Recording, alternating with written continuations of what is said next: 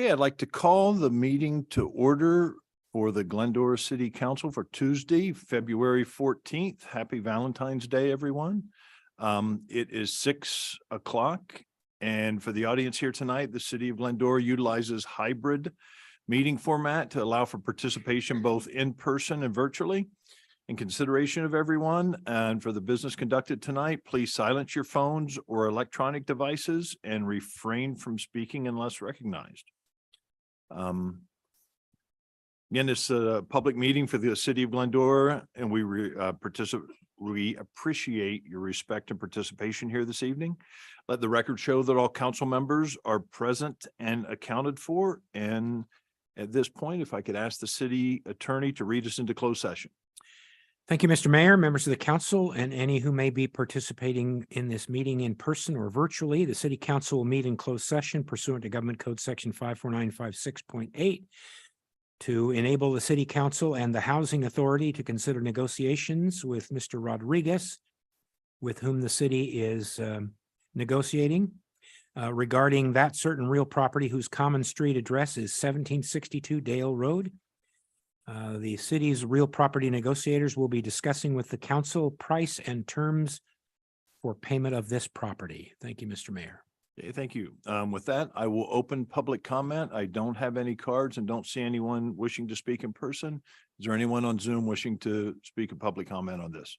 I don't see anybody on Zoom and I don't have any emails as well. Okay, with that, I will close public comment and convene us into closed session.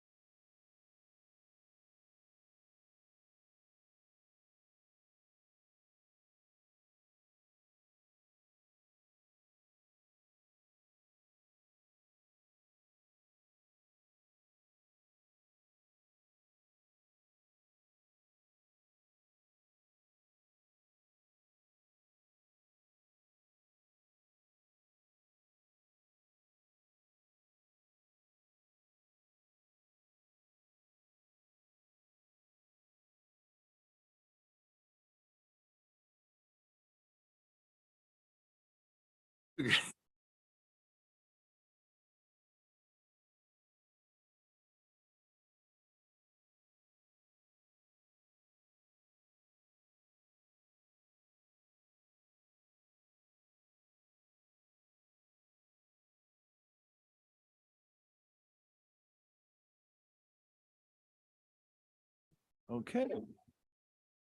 Good evening, everybody, and welcome. Happy Valentine's Day. I will adjourn our closed session and reconvene back into open session at 7 p.m. Ask our city attorney to read us out of closed session. Thank you, Mr. Mayor, members of the council, ladies and gentlemen, watching this meeting either in person or virtually.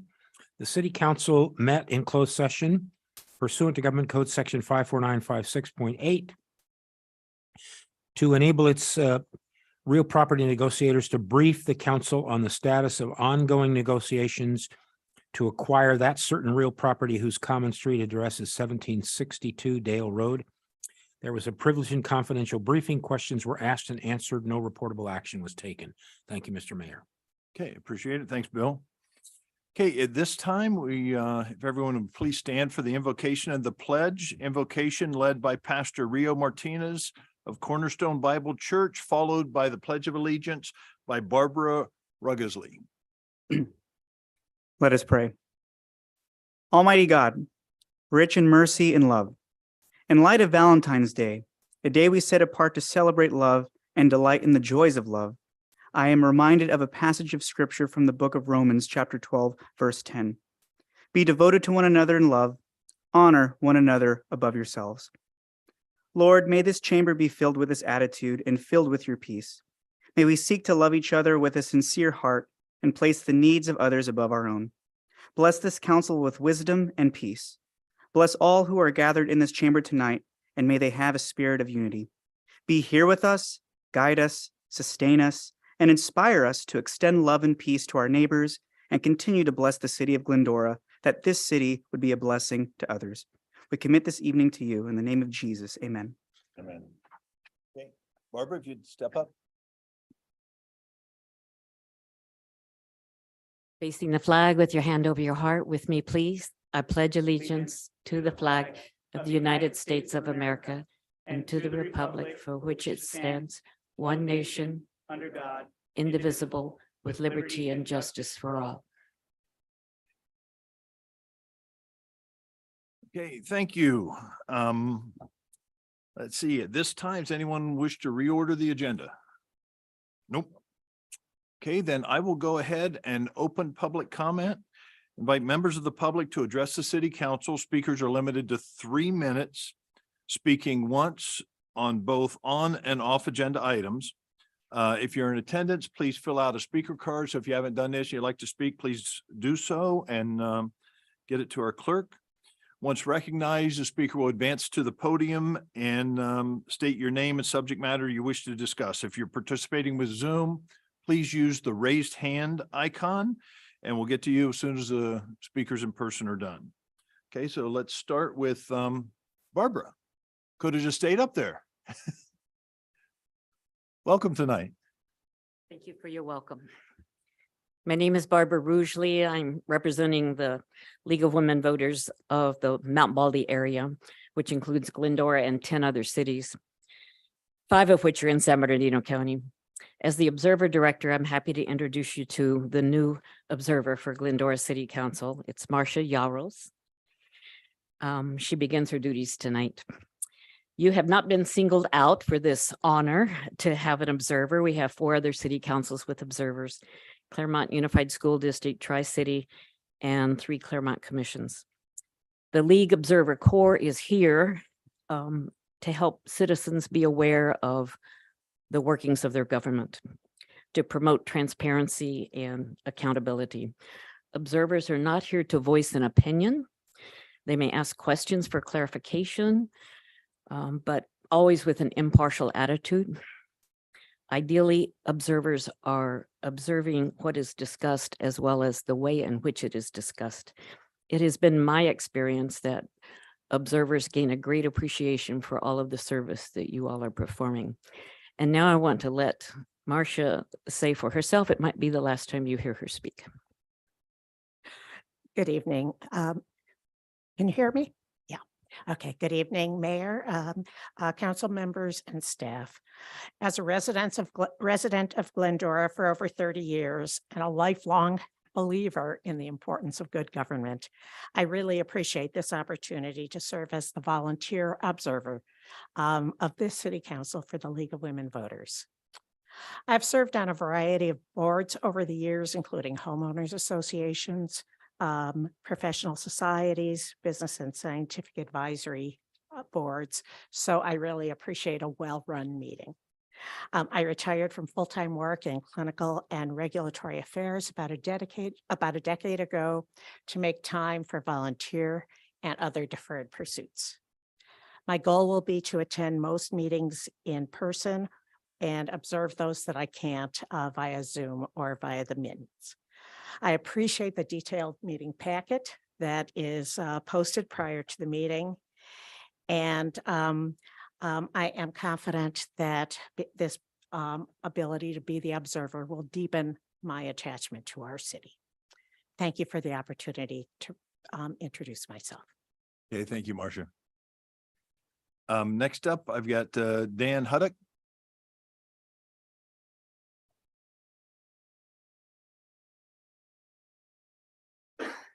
Welcome, Dan.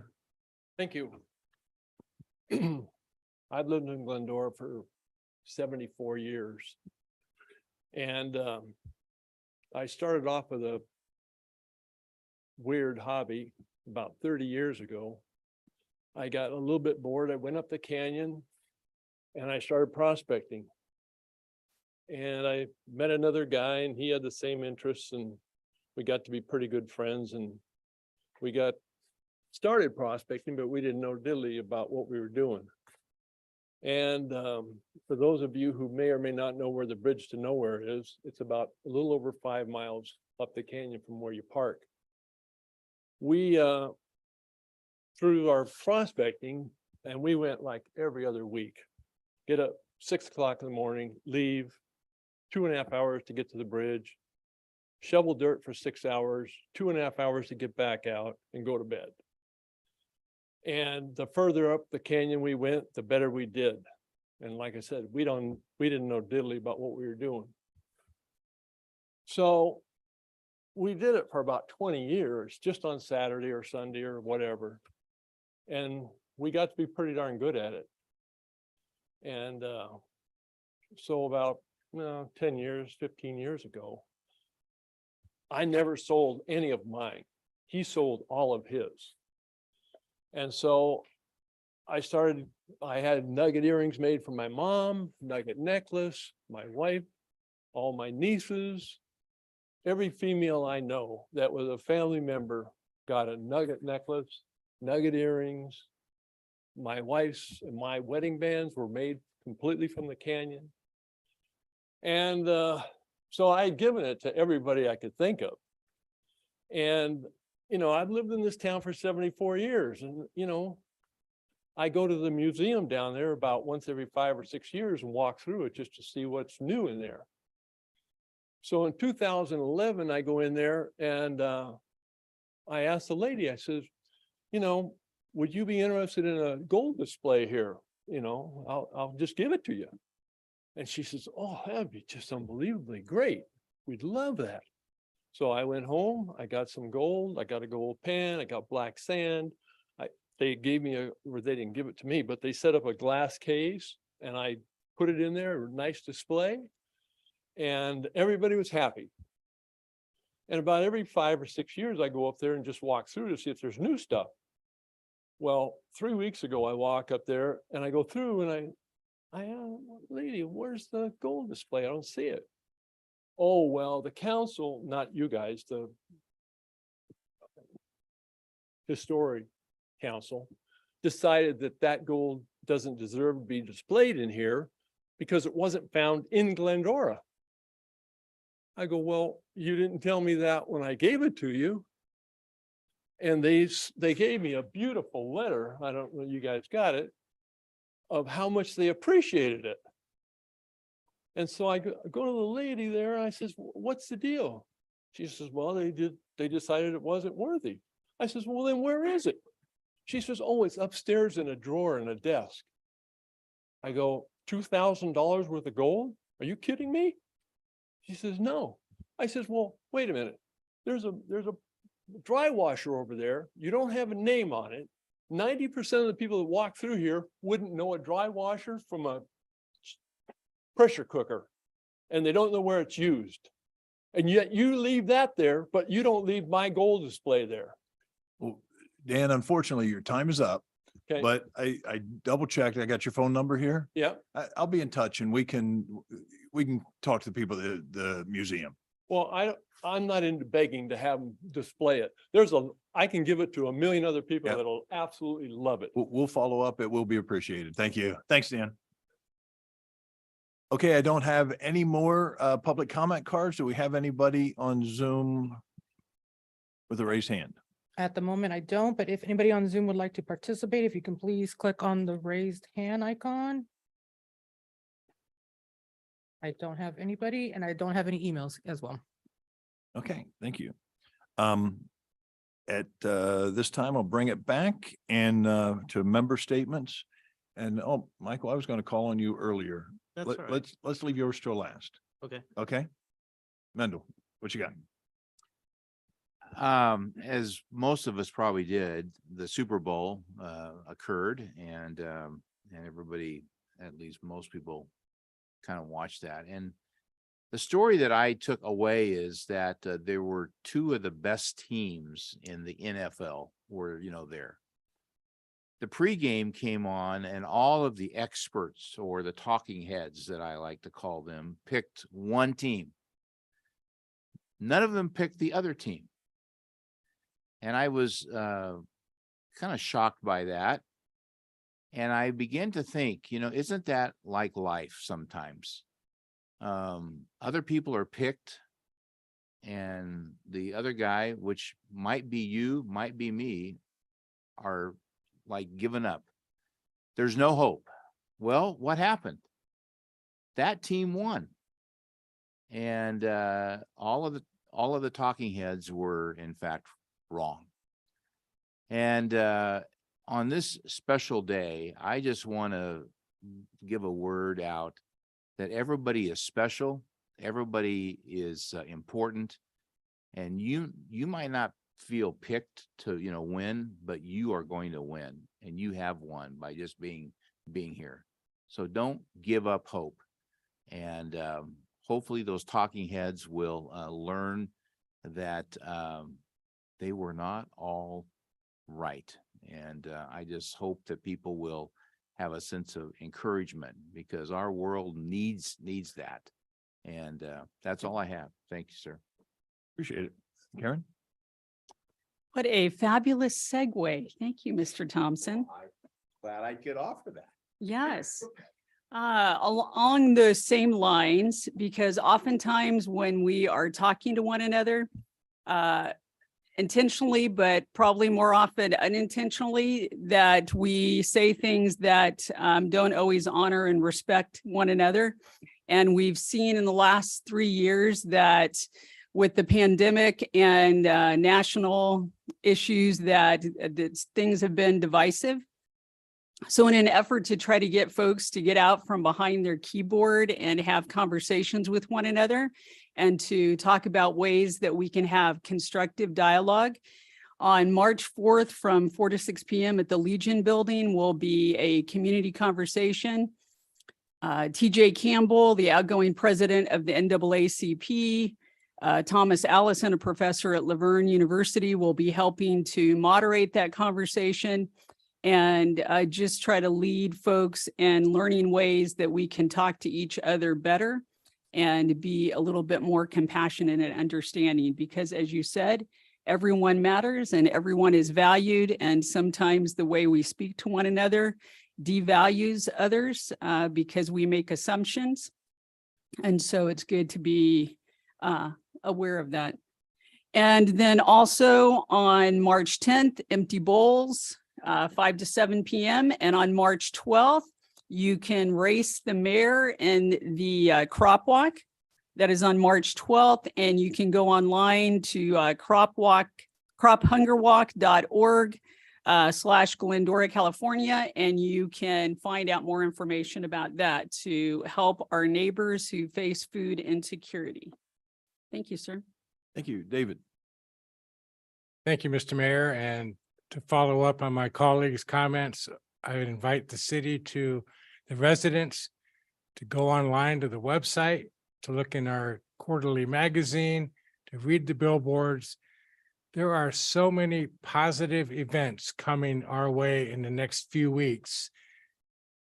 Most all free of charge, but a great benefit to come see what the city does, not us, but the city volunteers put together so many programs that are available for all of us to partake of and see what a wonderful city we have. So I invite us to all take note, get away from that keyboard, as Ms. Davis says, and come see what we're doing. Good things. Thank you. Okay, thank you, David. And then I apologize to Michael. I asked to say a few words at the beginning of our meeting. And as the world gets smaller and smaller, our neighbors can be 10,000 miles away. And it's important that we understand that we're all living in this together. So Michael, if you would at this point. Thank you, Gary. I'd like to request that we close in the name of all the souls that have lost their lives in Turkey and in Syria for the earthquake. To date, so far, as of this afternoon, 41,000 people are confirmed dead. And they're anticipating it's going to go well above 50,000 people. That's, folks, that's Glendora. It's the population of Glendora. It's huge. And we still really don't know where that's at. So I request we close in the memory of those poor folks and their families as well. I have a little slide that you pop it up. A lot of folks have been asking about the Golden Spur, what's going on with that. A lot of people were upset that the sign was going away. Well, it's sort of going away. They took it down last week and they're going to refurbish it. And you can see on the very right-hand side there at the entrance of the old Golden Spur that they're going to mount it there. The lights are going to work. They haven't rewired and everything. That was done back into the 40s, I found out on the sign. So all the wiring is completely not to code. And so they're updating it, and it will be mounted there for all to see. And also, with all the talk about energy, gas prices, natural gas, on the shortages and things of that nature, I took it upon myself to add myself to the COG subcommittee for energy, environment, and natural resources. I'm more concerned with the energy side because of the things that we are going through. And I think it's an injustice that that our residents have to pay these exorbitant prices. I know the state's kind of jumping on this, but this is kind of where things have gone down the road with advent of renewable energy, that the electricity prices had to go to north of 30 cents a kW to make them work, and we all paid for it, and they're continuing to go higher and higher. There has to be some solution. So this subcommittee is going to be reviewing things and looking at legislation and push back with the state of California on some of their initiatives that they're doing, particularly into removing natural gas from our availability of energy. That's all I have. Thank you. Hey, thank you, Michael. And I just wanted to let people know that after you go and have a bowl of soup at First Christian Church, you put a team together and come to the library's 31st Library Friends Foundation 31st Annual Trivia Challenge. So we need to get teams of 3 together to come down, and everyone in the community challenges each other. Michael, I know you're going to be on a team, right? Cynthia's going to be on the team. And Is this a request from her team lost one teammate, so Oh, really? yeah, so I thought you'd fill in well there. But anyway, so please go on the library's website, go on and check it out. Have a team come challenge us. Every year I have a tendency to make a fool out of myself. So this year I am not going to be answering any questions, but I will be asking the questions. So everybody will think I'm smart this year, hopefully. So anyway, do that the evening of March 10th. That's it. Adam, anything? No? Bill, no? Okay, well, with that, I will go ahead and we will open our first public hearing, item number 3. It's a public hearing for consideration of a resolution required to submit Federal Transit Administration grant applications and receive input on the availability of nonprofit transportation services providers to render a paratransit service. It's a part of our strategic plan, item number 54. And Vanessa, welcome. Hello, thank you, Mayor and council members.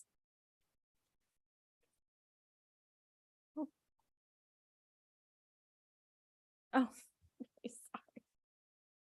sorry. Oh, there we go. Tonight, I'll be presenting a public hearing for the Section 5010 or 5310 grant application. A little bit of background. The Federal Transit Administration has a Section 5310 program, and it's a competitive grant that is administered by Metro. So it's for capital and operations for senior and persons with disability programs. The funding this year is approximately 14 million for LA County, and the maximum grant award is 1.2 million. Eligible products do include vehicles, operations, dispatching software, and rider programs.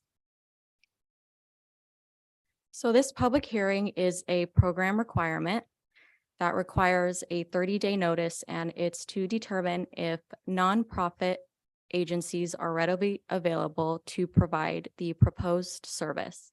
And by readily available, what I mean is if they are interested, willing, and capable of providing the proposed service, it's at a comparable cost to the identified clientele. It's the same service area, same hours, and same level of service that the Glendora Dial-A-Ride provides here. If no nonprofit is readily available, the city of Glendora is then eligible. If a nonprofit is readily available, then the city of Glendora would need to partner with that nonprofit agency to access the 5310 funds. So these are some key operational characteristics for determination. They include eligibility, the service area, fares and hours, and also level of service that we provide here. So the proposed grant request that we will be applying for is for 2 Dial-A-Ride vehicles. They will be replacing 2 older vehicles that we currently have. We are also proposing roughly $200,000 for ADA upgrades to the future transportation yard that is currently known as the Parks Yard. And this is the proposed funding plan. I'm going to keep it brief, but the funding will be a 90-10 local match. So Section 5310 will fund 90% of the grant if awarded, and Fund 209, which is Prop A, will fund 10%, which will be the local match. And the grant funding request is to be determined at this time.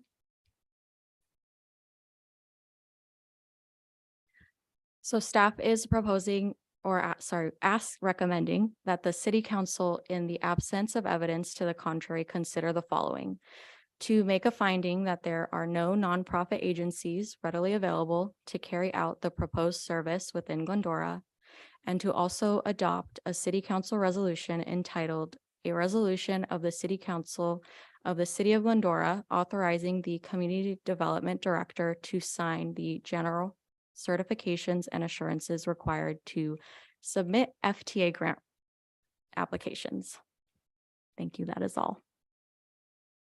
Okay, thank you. Bring it back to, oh no, this time, want to open public comment to see if there's any members of the public that would like to speak on this item. I don't have any public comment cards. Do we have anybody on Zoom? I don't have any at the moment. Anybody on Zoom, if you would like to participate, if you can please click on the raised hand. I don't show any and I have no emails. Okay, well, I'll close public comment on that and bring it back to the council for any discussion or questions. None? Okay. Presentation was that great that we don't have any. Make a motion Thank to you. approve. Second.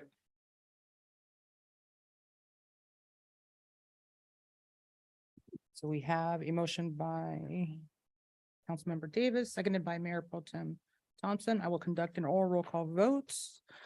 Councilmember Ellis, Yes. Councilmember Davis, Yes. Councilmember Freendall, Yes. Mayor Pro Tem Thompson, Yes. Mayor Boyer. Yes. Motion carries 5-0. Okay, Vanessa, thank you very much. Thank you, guys. Okay, next up on the agendas are consent calendar, items number 4 through 6. Items on the consent calendar can be enacted by one motion without individual discussion. Does anyone wish to pull or comment on any of the items?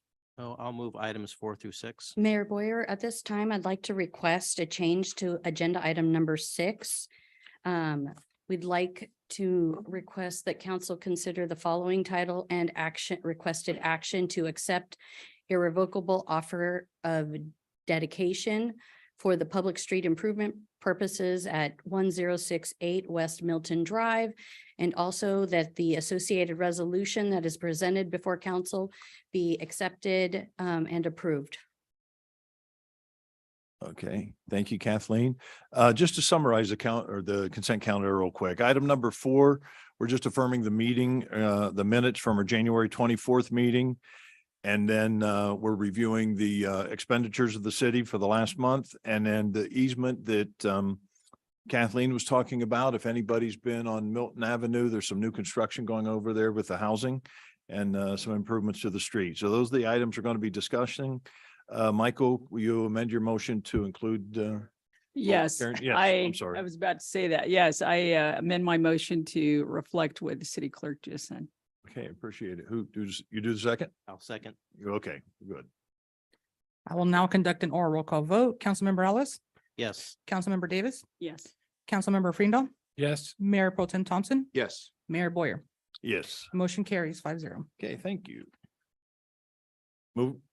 Moving right along. Item number 7, member agenda items, presentation of the Glendora Village Business Improvement District survey results. I understand Valerie is here too. Yes, us up to that's date. correct. Welcome, Thank- Valerie. Thank you, Mr. Mayor, and good evening, council. So this is a continuation of a discussion that was had in August. It's with regards to the Business Improvement District or our Glendora Village. So just a quick background, the BID was established in 2009. It has been now more than 10 years have passed. And so there was an interest in what the BID's goals and plans maybe for expansion and what their vision might be. So at that August meeting, council went ahead and directed staff to go ahead and conduct a survey. And so we'll go over those results with you today. So staff went back and developed a survey that went ahead and addressed 3 different categories with 14 questions. Those categories included the general satisfaction of the BID and their activity, the operation administration, and what vision or growth plans they might have. The survey was released in the late October 24th, and it was open for 6 weeks. It was put forward through a Survey Monkey through the email distribution list that we had. And it was also, we also conducted a couple or some in-shop visits as well to try and encourage participation. It's always been difficult to get responses from the public or from even our village. So in total, we had 45 responses received. There are about 115 primary businesses in the bid. And so that equated to about a 40% response level. So just going over the questions from a high level, and the complete survey and the responses are also in your packet. But the first category was general satisfaction. And you'll see that with question number 1, where they were asked about the level of satisfaction with the big activity. If we kind of take a look at somewhat satisfied and very satisfied, you had 66% with some level of satisfaction and 11% were not satisfied at all. When we looked at question number 2 and we were asking about the assessments, and if you'll recall, the assessments in the bid range from $0 to $600. Our primary start at 200. You'll see that 62% were satisfied. They felt that the benefits either equated to, or the assessments either equated to the benefits received or they exceeded. So they were satisfied with that, and a lower percentage felt that they were too high. But that percentage felt that they were too high was close to 39%, which would give us pause to want to increase those at this time, just a consideration. And then question number 3, when asked if the BID was necessary, 73% said it was either a good idea or absolutely necessary. And of that number, 33% did believe that improvement was needed. And you had approximately 16% feel that there was no value to the bid and it should go away.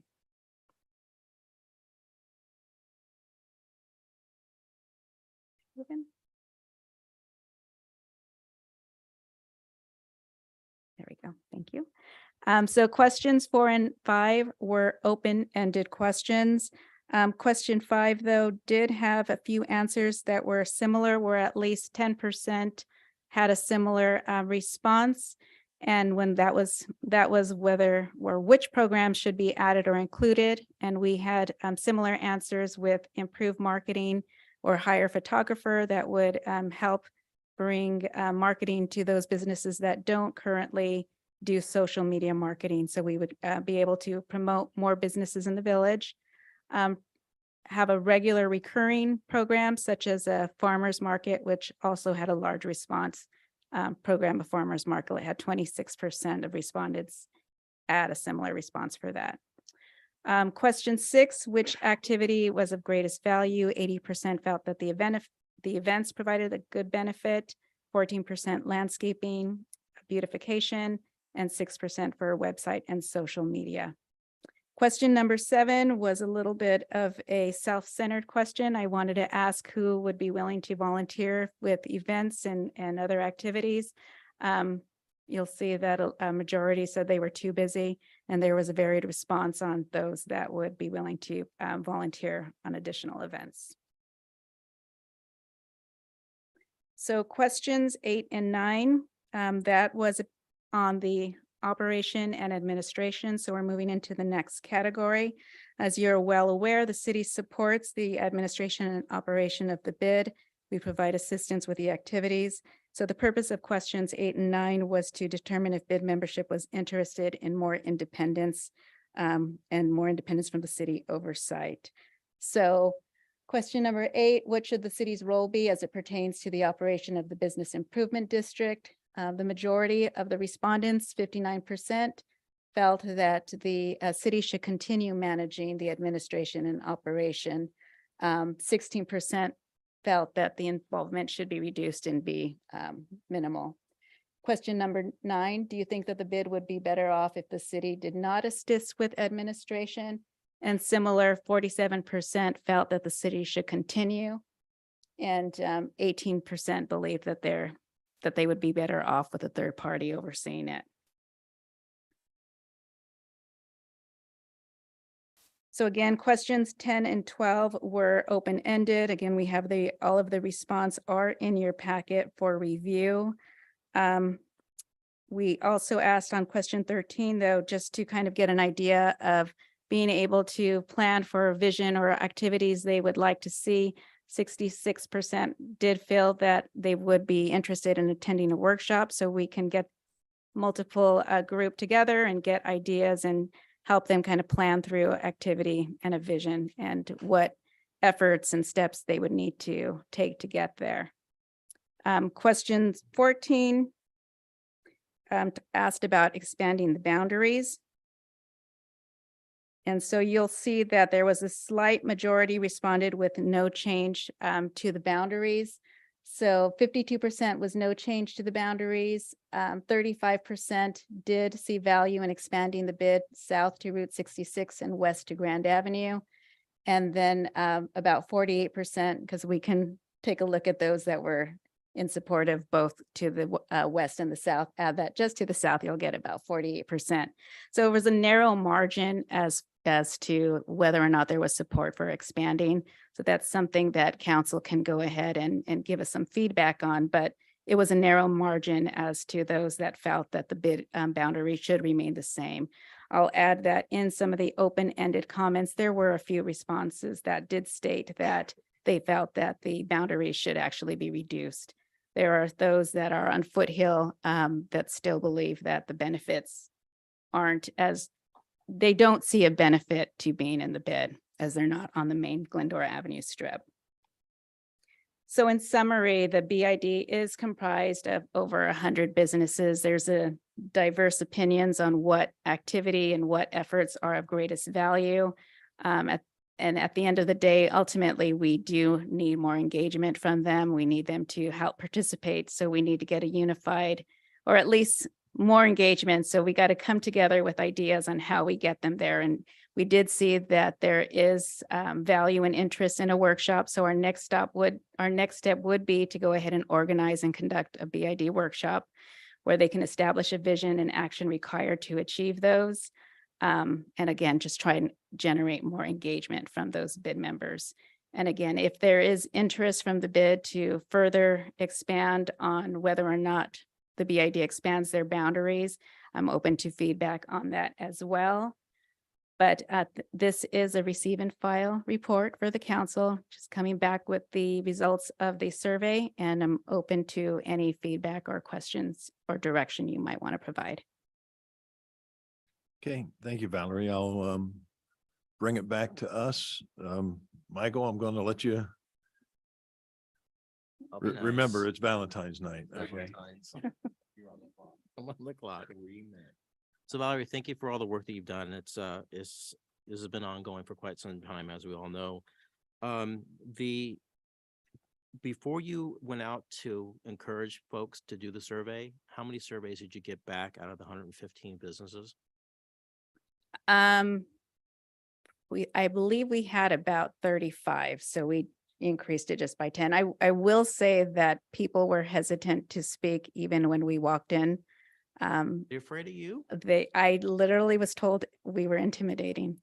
Yes. Ooh. Yes, That's hard to believe. I agree.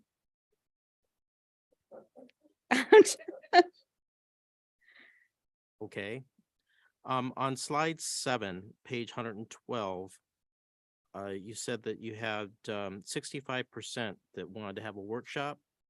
I don't see how the math works out with 22 respondents saying yes, with 115 businesses, that's 19%. Okay, I'm having difficulty finding you, but I will say my eyes aren't Page- very good, page- so Slide 7. slide 7. I think you meant 65% of the respondents. Okay, that's I- probably what I was referring to. That's what I'm thinking that you meant, not 65% of the total businesses. That's how all of the percentages, I think, are arrived at. Right, based on respondents, of the respondents. So out of 115, only 22 want to have a workshop. That is correct. For the responses we've Yeah, received. I think that's a misstatement as well. So this is just a responses. So we don't know what the people who didn't respond would want or not want. Folks that are engaged in the bid, only 22 want to have. Of the responses, I think that's the important distinction here, of the responses. Parsing words, only 22 people want to attend. So why would folks want to expand the bid? Did you have any dialogue when you were talking with them? The majority of the responses were via email, the survey. So no, in fact, those that did want to expand were from emailed or Survey Monkey participants. Okay, so basically to raise more money, basically. Raise more money, or they saw the value of expanding with the expansions of the Gold Line or the People Movement Project, but it's down the line. Have we had any dialogue with the chamber on any of this? No, not in-depth conversations, no. And any of the nonprofits in town? No. Okay, that's all the questions I have for now. Thanks. Mendel? Mr. Mayor, thank you. Thank you for an excellent job, you and your team. I agree with Michael. I don't think you're intimidating at all. But thank you for the excellent work that you've done. And I simply want to give guidance in support of next steps. As I've said prior, I think that the bid needs to be reshaped. New life needs to be given to, that, but I also think that they need to have a chance to have a workshop now that data is in, feelings have been expressed. As I've read this, the feelings are kind of wide at some points. And I think that we need to, support that. And I've also heard that we might be able to get a bid or two that's outside of this area that's performing well to come in and give examples of what they've done to make their bid good. I think that would be an excellent point. And let's see kind of where it goes from that point.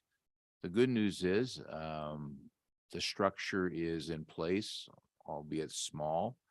They have 125 grand that we could help them steward in terms of ideas, support and help.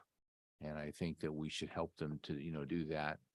But I think that the study was good, enjoyable. In some areas, I was a bit shocked to hear some of the responses, but I think it's good. And so I would support what staff is, saying here is what we should do next. Thank you. Thanks. Karen? Thank you, sir. Thank you very much, Valerie. And I would concur. I appreciate the input. And I think the next step would be a workshop to try to see if there's other ideas and to move forward from that point. Thanks. Okay, David. Thank you, Valerie. Great report. I am a bit discouraged by the members of the bid that they don't want to engage in one more opportunity to vocalize desires and wishes. While I support the businesses and want to help them succeed and grow, I also want to hear from them. What would they like? What do they need? And I'm sorry, bid, but 40% participation in this open-ended survey is discouraging.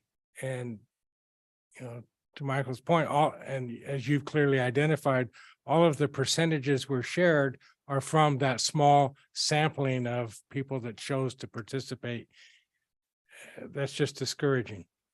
I'd love to have them come back with, even if it's outrageous and we have to figure out how, something, but we're not getting that. And that's, I don't know, I don't understand. And I get it, they're busy running their business, but we're trying to help them succeed and they're not seeming to step up to be helped. A workshop is a great idea, but a commitment from them. So I think they have to sell amongst themselves. Here's a workshop, let's go do it.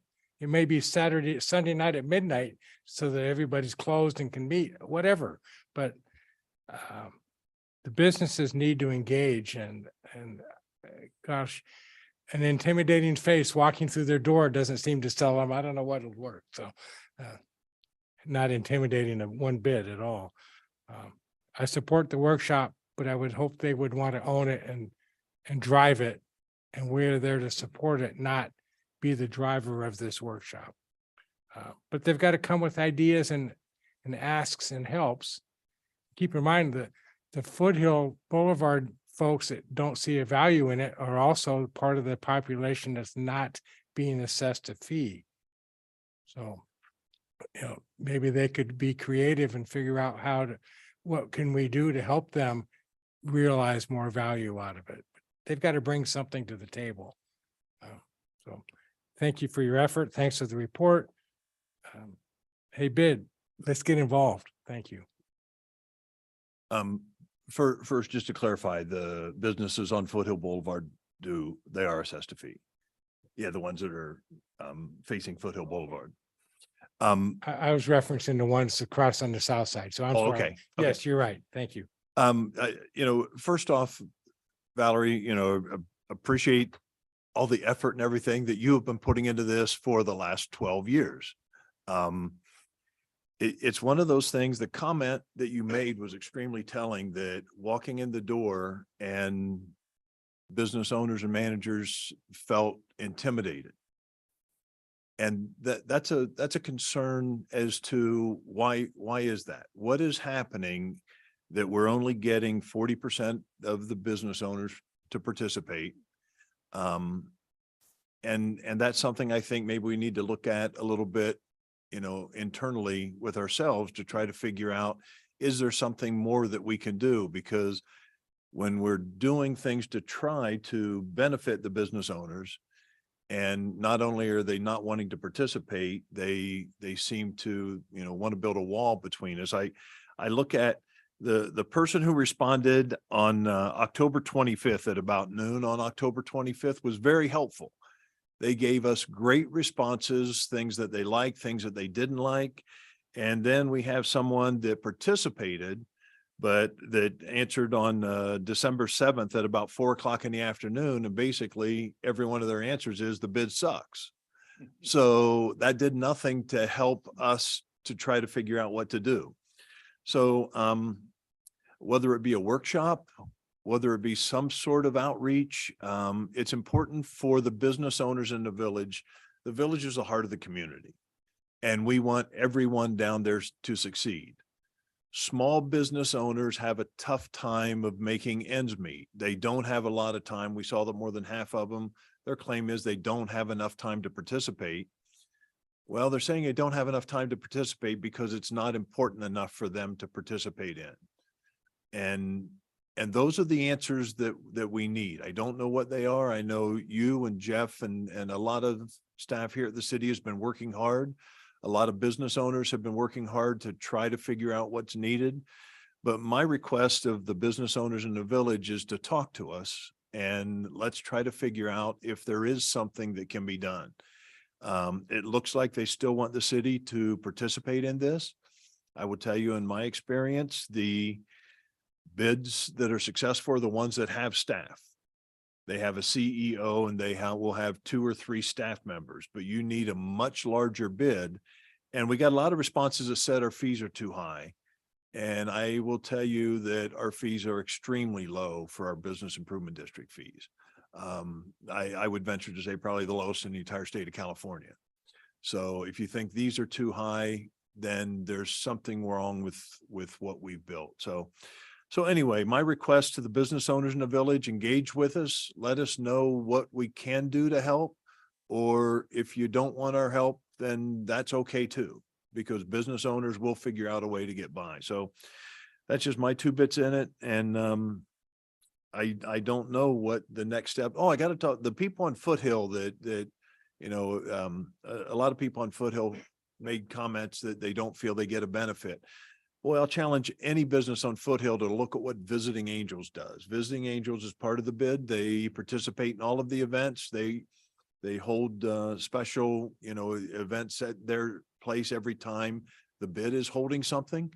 And they get a lot of people that show up to their place. So they have figured out a way, and Andrew might be somebody that we need to talk to. I'm sure he probably responded to the survey. Yes.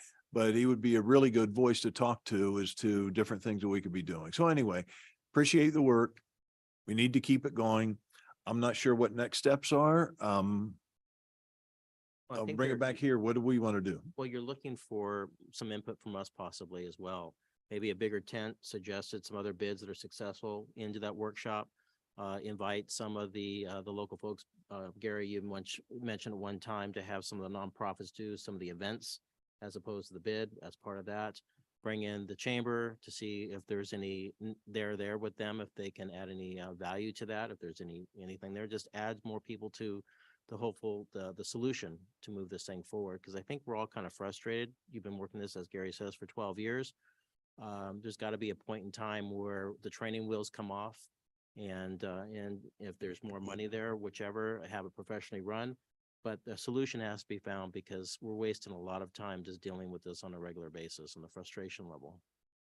I would just add that I think staff with a workshop can relay some of, I mean, it's been a long time since the bid was established and there's a lot of new owners in businesses. And I think sometimes a reminder is, what is a bid? What does it do? What does it generate? How does it help me? What's the role of a chamber versus a bid? What's the role of a city in a bid? What do you get out of this is a really helpful reminder so you can start a conversation on how to move forward. And I think some of the times, some of the things we're hearing is it's intimidating. They remember, you know, what, anytime there was drama or drama with the city or drama with the other businesses. And sometimes it's a reminder, you have to hold these workshops as a reminder that there's a lot of good that comes out of something like this. And this is what it could look like. And I think having that base conversation, reestablishing what the original goal was on the outset is a really good reminder on how to move forward. We live and breathe this stuff all the time. And I think sometimes a small business owner does not. And it's an important reminder. And I think staff's recommendation that we move forward with the workshop is a good one. Be happy to come back and report on sort of what the outline on that could look like. But I think resetting the foundation, starting that conversation is what's really, really important. I agree, and so moved. Second. Okay, so I will now conduct an oral roll call vote to receive and file. Councilmember Alves, Yes. Councilmember Davis, Yes. Councilmember Freedom, Yes. Mayor Pro Tem Thompson, Yes. Mayor Boyer, Yes, motion carries 5-0. thank you. Thanks, Valerie. On to item number 8, city council appointed boards and commission recruitment for the terms that will expire June 30th, 2023. Who do we got? Oh, Lorena. Yes, You're that's going to the me. report. Thank you.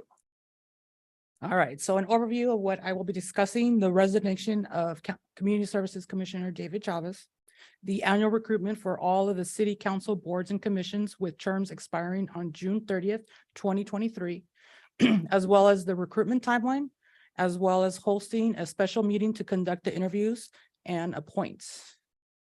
So before you, these are the vacancies that will be expiring at the end of June. Business Improvement District will have 3 vacancies. So office number 2, 3, and 5. Community Services Commission will have 3 vacancies. Offices number 3, 4, which is an asterisk because that is the one that Mr. Chavez held. Number 5 as well. And then the Planning Commission will have 3 vacancies for offices 1, 2, and 3. And then the Water Commission will have 2 vacancies for offices 1 and 2. So before you is the current timeline that we have for the recruitment. We are going to open the recruitment between February 15th through March 16th, which I will be sending out a publication for posting on February 16th, February 23rd, and March 2nd. The application deadline will be on March 16th. I will come back to you guys on March 28th to provide you an update with the recruitment for the presentation on that. And then also, I would like to host a special meeting on April 18th to conduct the interviews and appoint applications to fill the vacancies. We are expecting to have anywhere between 2 or 3 hours, depending on how many applications we receive. On April 19th, I will reach out and notify the candidates of them being appointed. In May, do the training. July, administer their oath at their first board or commission meeting. Before you is a current calendar of what is currently reserved in the council chambers that are having meetings at night. So that way, if the 18th doesn't work, we can accommodate on a different day. But I would like to propose on a different non-city council meeting, as I am expecting hopefully a lot of candidates will apply. And then with that, I would like to recommend that the city council direct staff to recruit for the scheduled and unscheduled vacancies, since the unscheduled vacancy created by Commissioner David Chavez resignation is associated with an office term that's scheduled to expire on June 30th, 2023. 2, approve the proposed timeline for the 2023 recruitment for the city council appointed boards and commission terms that expire on June 30th. And 3, confirm the city council availability and direct staff to move forward with the scheduling and special meeting for Tuesday, April 18th to conduct interviews and make appointments. And that concludes my report. Well, thank you. That was extremely thorough. We got the whole next few months lined out. Bring it back to, have any questions or discussion? Michael, anything? I would promote or support the suggestion of leaving the vacancy that's existing due to the resignation open. Just to not have to go through the process for a short term and then have to revisit it, but rather let that commission operate in their current manner now and then consider that as part of the fill process. I think that's the smart thing to do. Streamlines the process a lot. So with that, I just moved items 1 through 4. Second as well, and I support what staff is saying here. Perfect. I will conduct an oral roll call vote. Councilmember Ellis, Yes. Councilmember Davis, Yes. Councilmember Freendall, Yes. Mayor Pro Tem Thompson, Yes. Mayor Boyer. Yes. Motion carries 5-0. And can Thank we you. just confirm that the 18th is available for all of you, if you'd like to check your calendars? I was doing that while they were talking, and yes, I'm available. Thank you. I love that, Dave, you gave all the details and then Michael stole the motion from you. Yeah, hair trigger on that end of the gun, so that's all right. Okay, we checking calendars? Oh, it's a holiday. Is? That's tax day. I'm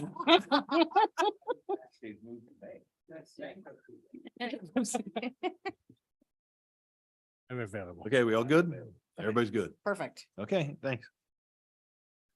Item number 9, unfinished business, consideration of a resolution and possible action to update the language of the city's agendas to reflect recent legislative changes and to adopt a city council policy related to reasonable accommodations for Brown Act meetings.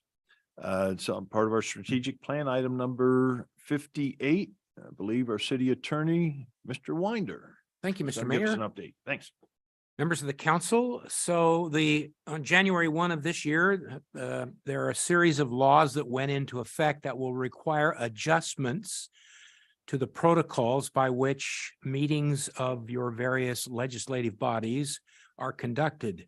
The most significant of which is the anticipated sunsetting on or about February 28th of the governor's declaration of emergency due to the COVID pandemic.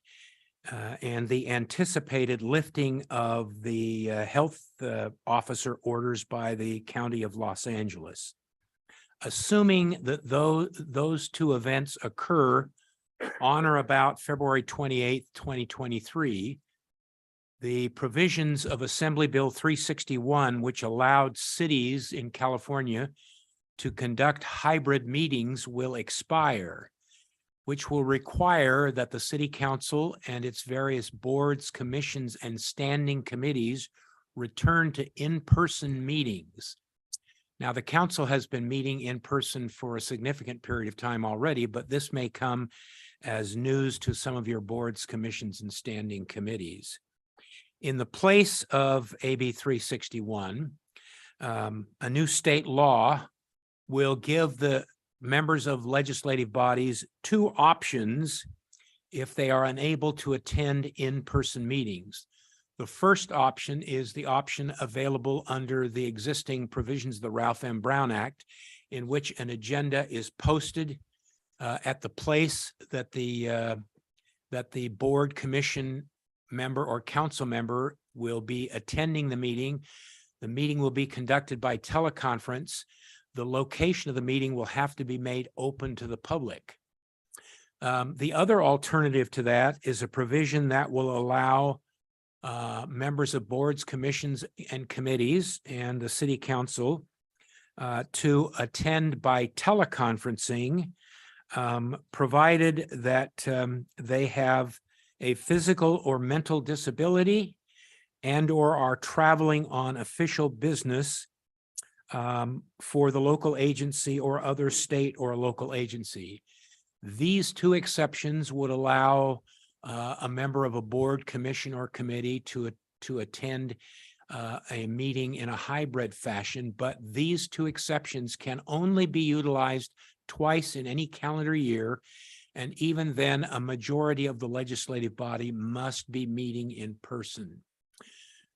So I'm not exactly familiar with how your boards, commissions, and committees have been meeting, but during COVID and during the period of the declaration of emergency, you could meet if necessary entirely using a remote technology like Teams or Zoom or some other technology. That rule we anticipate will end at the end of this month. That means that the AB 361 resolution, which you are required to renew every 30 days, will no longer appear on your agendas. And the city clerk will need to advise all of your boards, commissions, and standing committees that they will need to return to their meetings in person. Having said that, that hybrid feature does not apply to members of the public. You are still going to be able to invite members of the public to communicate with you during your meetings by email, by voicemail, by live streaming, by Zoom, by Teams, or other technology, telecommunication technology, which I don't know what the sense of the council is, but in my practice, the notion of allowing the public to communicate through a variety of means has improved the quality of public participation in public agency meetings. I have found that to be true in both of my cities. Nothing in these changes in state law and nothing with the expiration of the declaration of emergency, the state declaration of emergency, will change that option. These new rules apply to members of the legislative bodies of the city or elected officials of the city. In addition to that, new state law requires that the city council adopt a written policy to better afford reasonable accommodations to those with disabilities or with other special needs. State law also amends the provisions by which the presiding officer in a legislative body can remove disruptive persons or groups from a council meeting. And lastly, and heroically, state law finally has eliminated an arcane rule that has existed prior to the existence of technology that used to require that an ordinance be read by title on its first and second reading in order to waive reading of the full ordinance or resolution. As long as the title of the ordinance or resolution is included in the agenda face sheet prepared by the city clerk, it will no longer be necessary for me to remind the city clerk or you or staff to read an ordinance or a resolution by title before it's acted on. So we are now requesting that the council take the following actions: that you adopt the resolution entitled, and this will be the last time I ever do this, a resolution of the city council updating the language on the city's agenda to reflect changes to the Brown Act enacted by AB 2449, SB 1100, and SB 1489.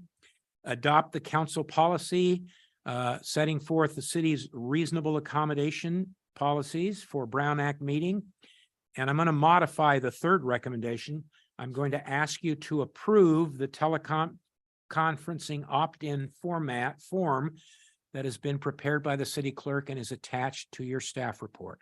And with that, that concludes my presentation. I'll be pleased to answer questions. Okay, thank you, Bill. Questions, comments? None?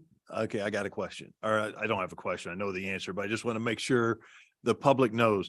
The opt-in form is specifically for members of the boards, commissions. It's not for the general public. General public will not have to fill out any kind of form. Correct. It'll Okay. just be for the legislative body or the elected or appointed officials. I know in other conversations that's come up where people feel like they may have to. So I'm looking for a motion. Already done. All right, okay. It's Valentine's. Expeditious. So we have a motion by Councilmember Alves, seconded by Councilmember Freedom. Yeah.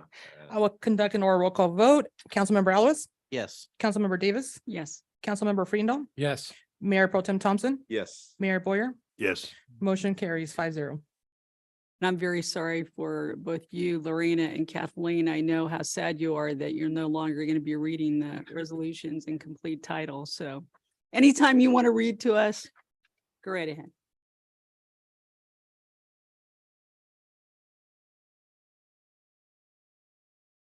Okay, moving on. Item number 10, to approve our 2023 to 2026 memorandum of understanding with the American Federation of State, County and Municipal Employees, AFSCME. Kyle, Yes, welcome so tonight. good evening, Mayor, Mayor Pro Tem, City Council members. As you just read, the item before you tonight is to approve a resolution for the 2023 to 2026 AFSCME MOU.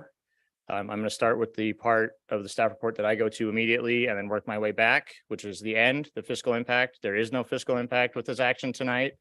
It's just taking all the previous documents that have been negotiated since the 2016-2019 MOU.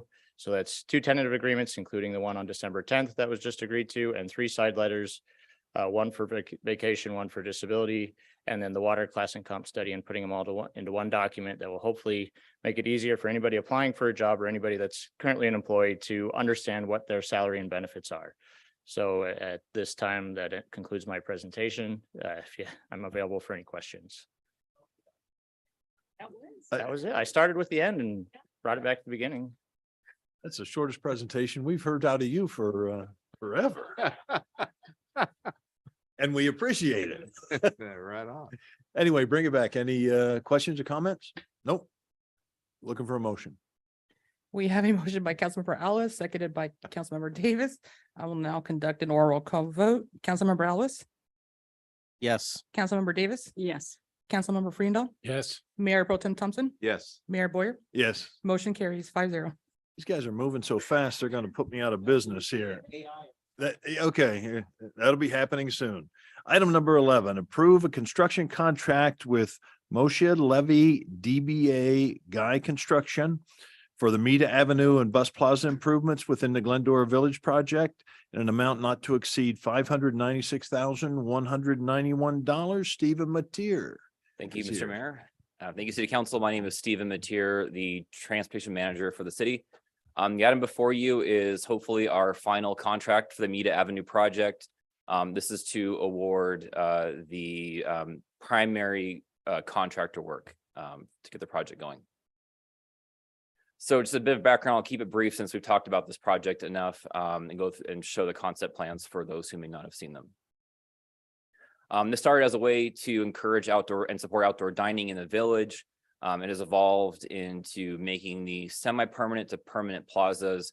And we've been able to leverage a number of grant from the COG, as well as some of our COVID relief funds for concept refinement.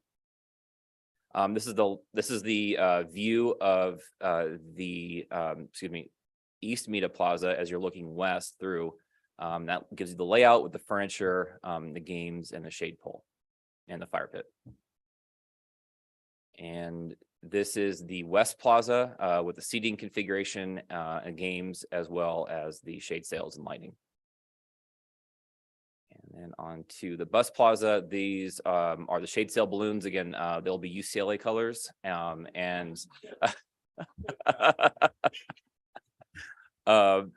with the setback performance based and really kind of cleaned up and decluttered the area there. So in terms of next steps, where we are right now, we received 2 bids for our work, both firms. The lowest one was Moshe Levy Guy Construction. The other bid was well north of that. So by our procurement rules, we're obligated to accept the lowest responsive bid, which is from Guy Construction.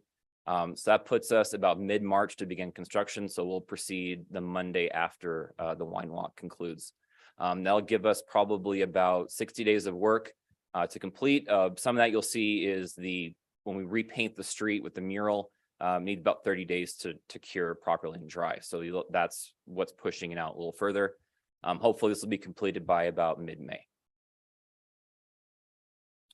And with that, the recommendation is to award the construction contract to Moshe Levy and to authorize city manager or his designee to execute any contract mods. And with that, I can take any questions. Okay, appreciate it, Steve. Any questions? Oh, Mendel.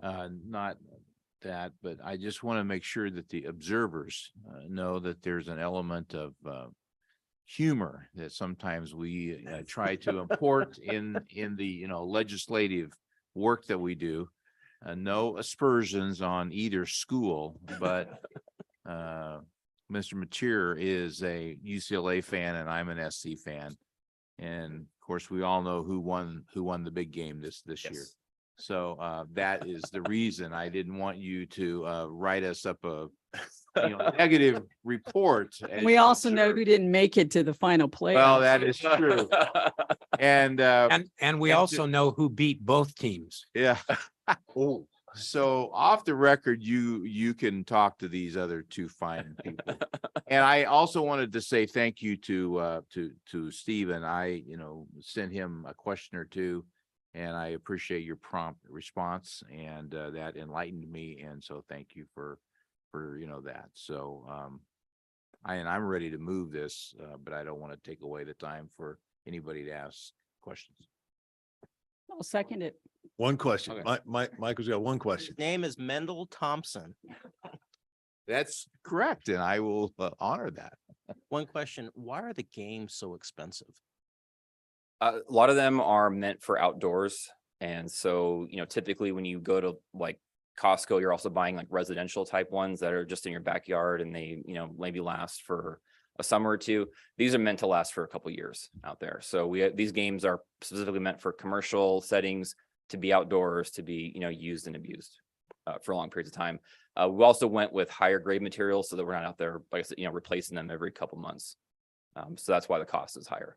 All right, thank you. Any other questions? I do have one. The murals are going to be painted on the street. Is there going to be some sort of a protective coating or something over those to protect us from vandalism? Well, that's a great question. I know it's going to have a UV coating on it, which prevents it from wearing faster. I'm not sure about the graffiti. I can ask the Okay, company yeah, about it that. Yes. might be worth looking into in today's world, something we deal with. Yeah. So, okay, appreciate it. I'm sure we have a motion and a second already, so I'm not even gonna ask. Yes, we have a motion by Mayor Pro Tem Thompson, seconded by Councilmember Davis. I will now conduct an oral roll call vote. Councilmember Ellis, Yes. Councilmember Davis. Yes. Councilmember Freendall, Yes. Mayor Pro Tem Thompson, Yes. Mayor Boyer, Yes. motion carries 5-0. Okay, thanks, Stephen. Thank you. Okay, item number 12, approve a contract with De Novo Planning Group to prepare and update a general plan safety element, prepare an environmental justice addendum, update the local hazard mitigation plan, and prepare an accompanying CEQA documents in the amount not to exceed $205,469. And I understand Hans is here tonight. Welcome. Thank you. Good evening, Mayor and members of council. Here tonight to request city council approval to award the contract services agreement to De Novo Planning Group. And this also includes an authorization to make the necessary budget adjustments to secure the funding. I was going to miss saying next slide, but I don't think I can do that anymore.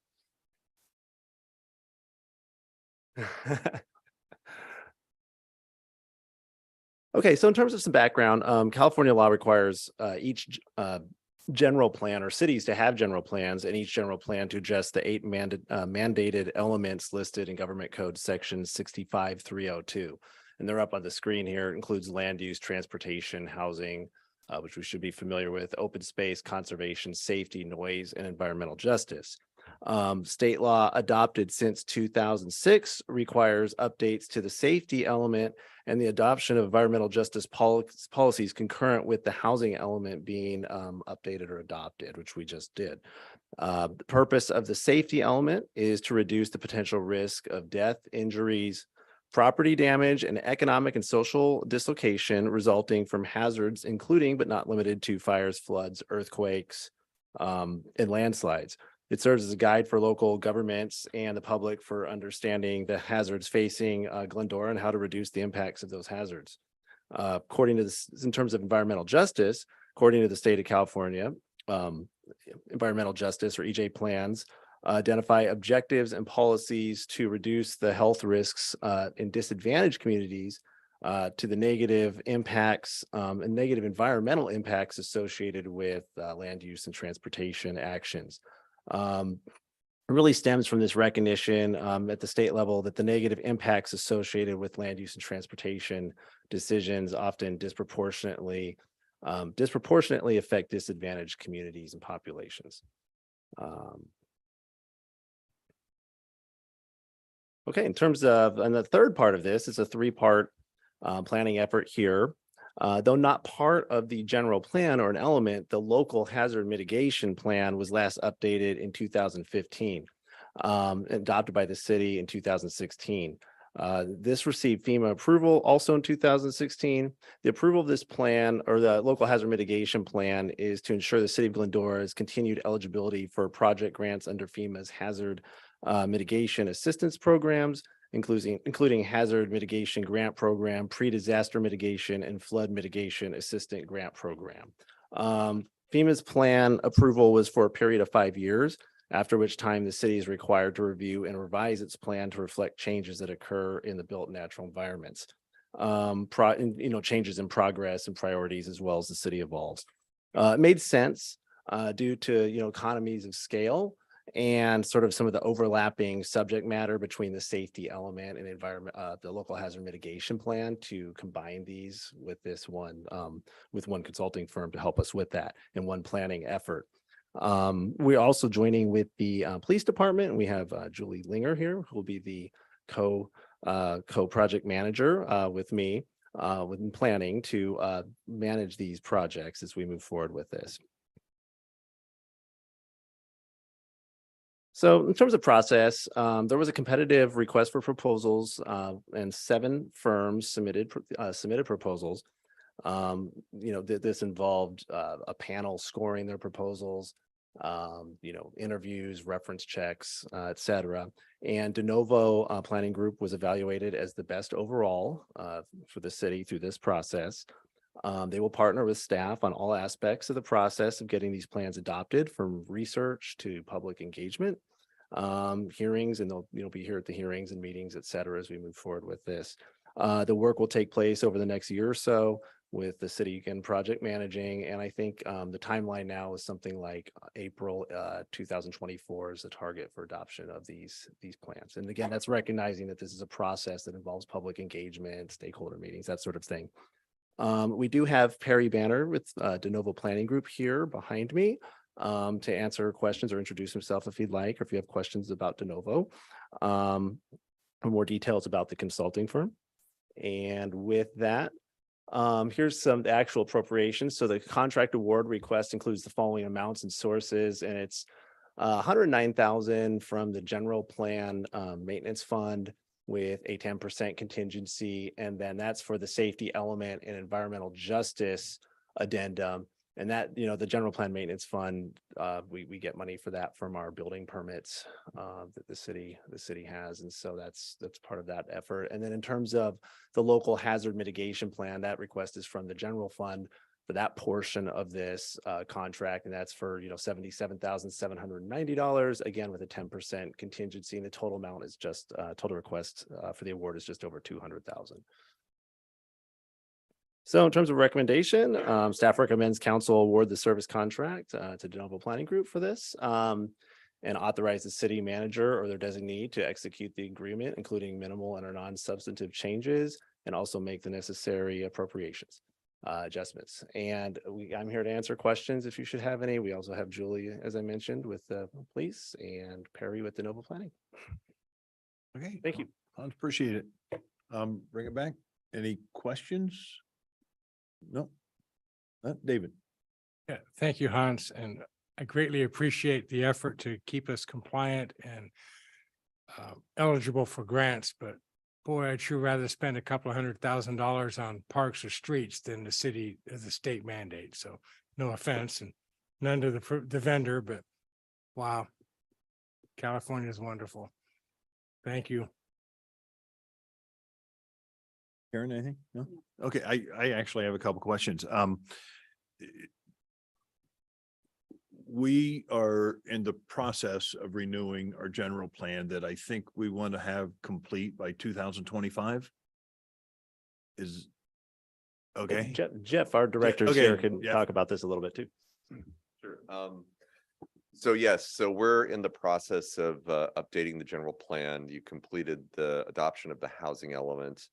These are 2 additional elements. And in addition to that, we are starting a couple of projects that were identified within the housing element. And that really is part of what we're working on. really for the next 2 years.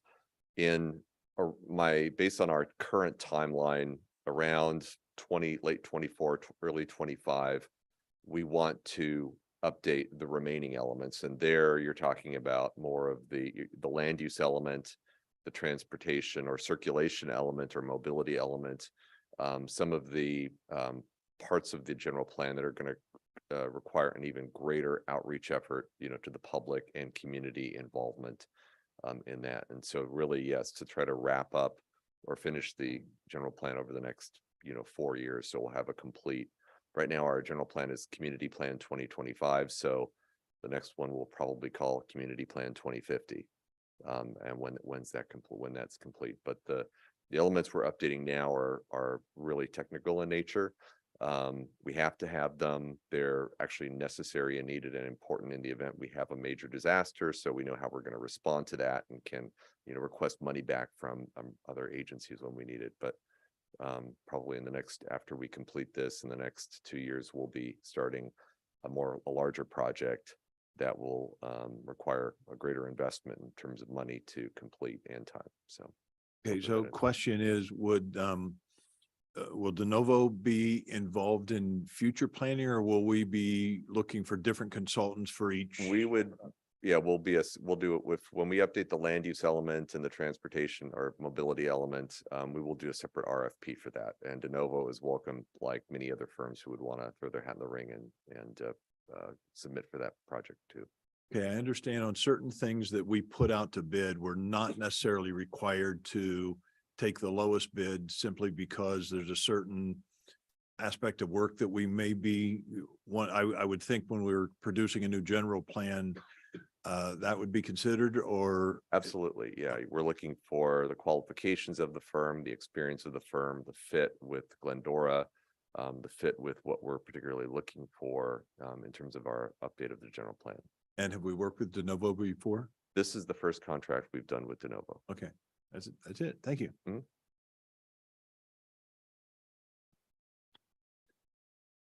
Okay, I'm going to push my button before I ask for a motion here. See what you guys have done. Let's wait here. Okay. So we have a motion made by Councilmember Alves, seconded by Councilmember Davis. I will now conduct an oral roll call vote. Councilmember Alves? Yes. Councilmember Davis? Yes. Councilmember Frindall? Yes. Mayor Pro Tem Thompson? Yes. Mayor Boyer? Yes. Motion carries 5-0. Okay. Item number 13, our last item would be to award a contract to Gentry Brothers for the Bennett Avenue, Washington, West Ridge Avenues and Bender Avenue Water and Street Improvements, Plan number 1338 and 1339, and the amount of $4,431,996.50, plus a 10% contingency in the amount of $443,200 for a total amount not to exceed $4,875,197. And civil engineer Maliha Asari is here. Welcome. You take us home tonight, Maliha. Good evening, Mr. Mayor, council members. Today I'm presenting the construction contract award for Bennett Avenue, Washington Avenue, West Ridge, and Bender Street Water and Street project. This project,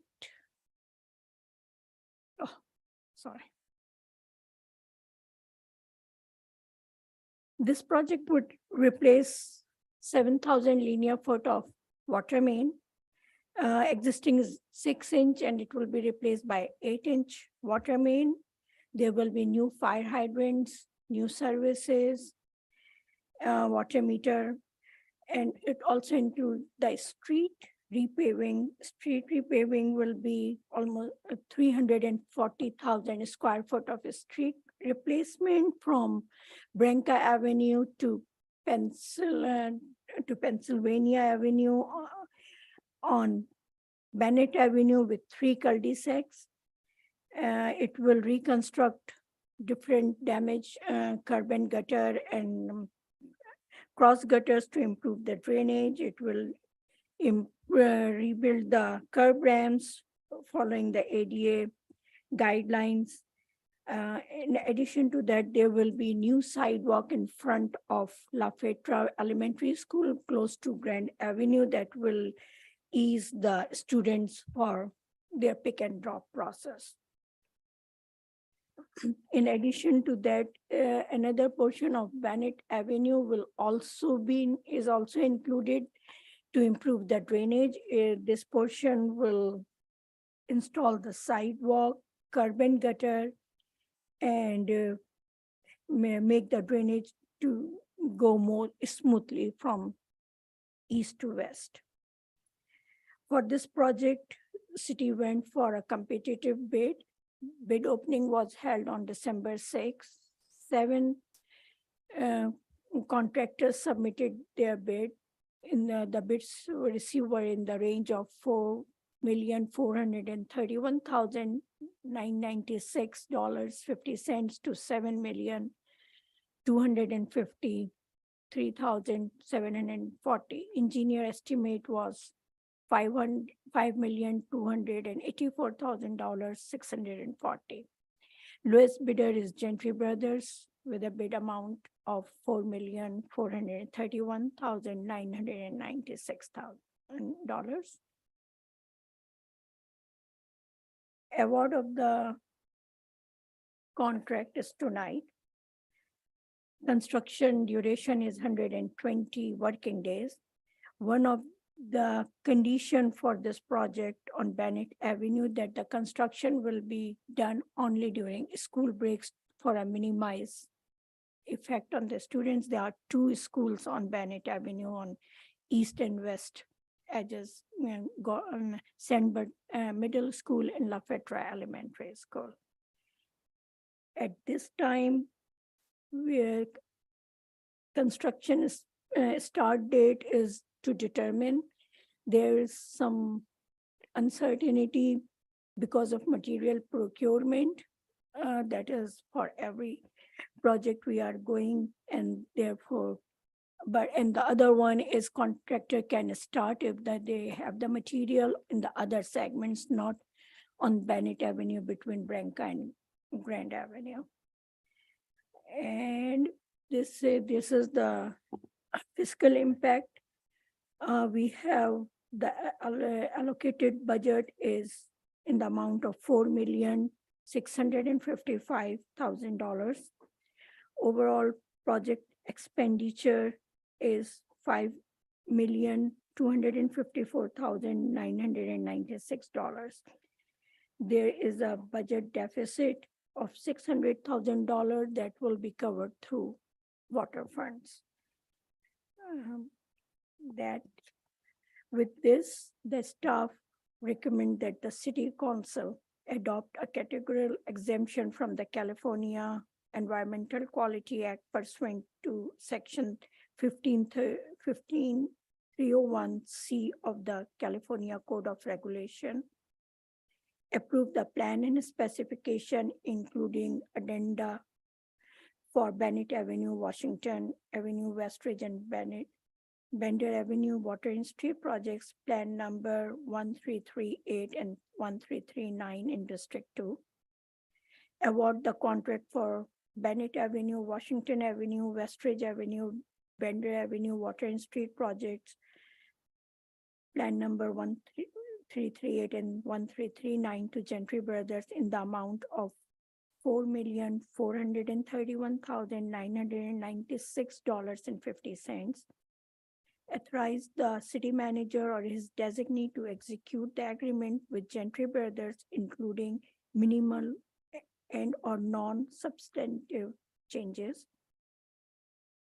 Authorize the Administrative Services Director to appropriate $598,886 using Water CIP Fund 530 towards project budget.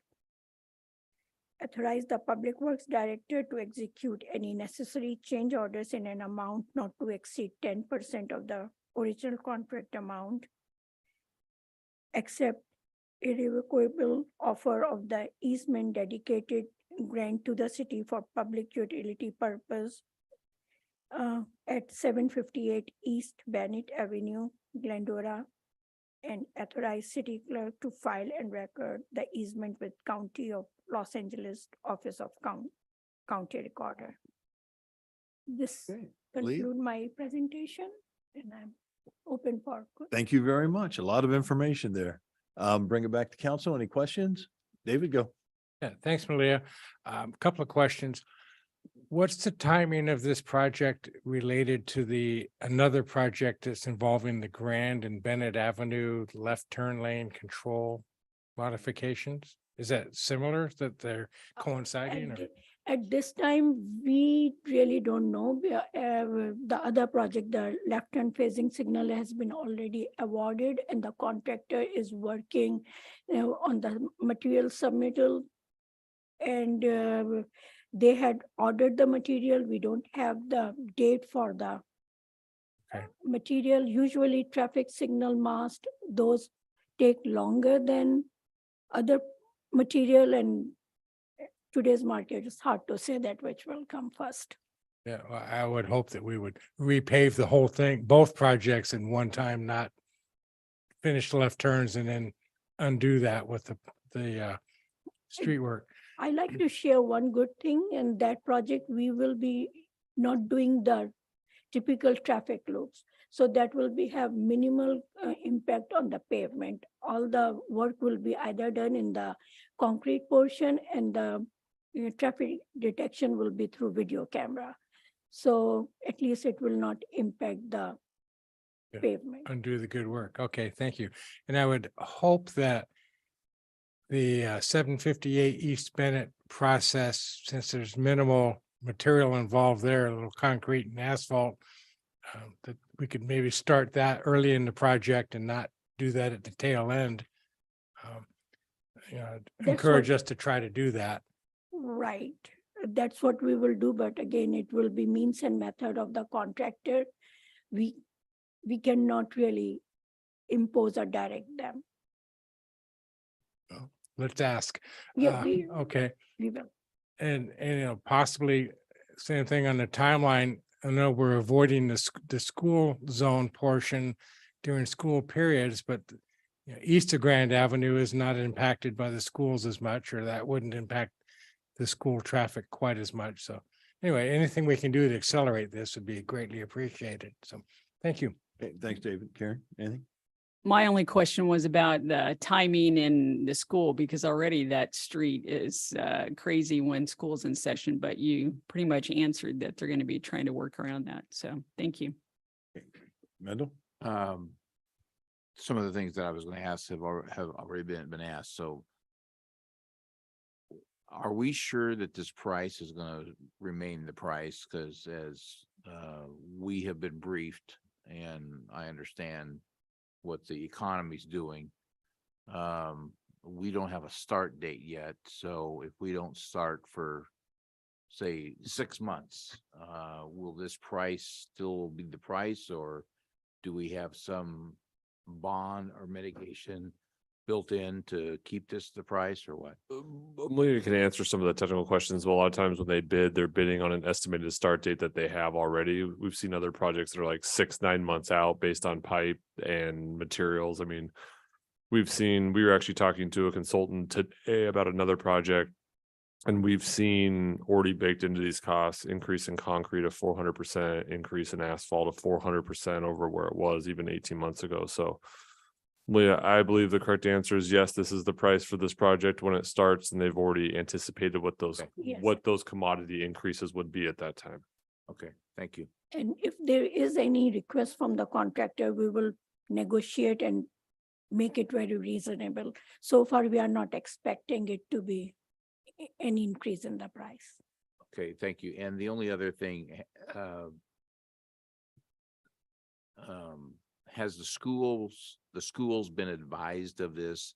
The mayor and I and you have meetings with them this week, and are they aware that this is coming down the pipe? Yeah, we actually have a meeting with the school district on Thursday as well, in our 2+2 meetings, and we'll bring this up. We actually spoke about this about 9 months ago when this project was getting in the design phase, and let them know this was coming then. So unaware at this time if the principals know, but any of the information, we'll make sure it gets out. And if there's alternative ways, we have schools.